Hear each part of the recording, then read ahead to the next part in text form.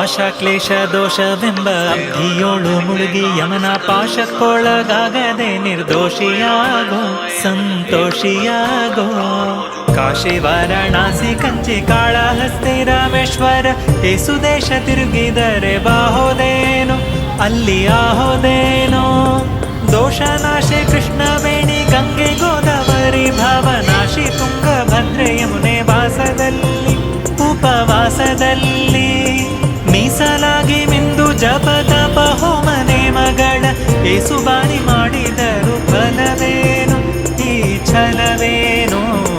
ದಾಸನಾಗು ವಿಶೇಷನಾಗು ದಾಸನಾಗು ಭವಪಾಶನಿಗೂ.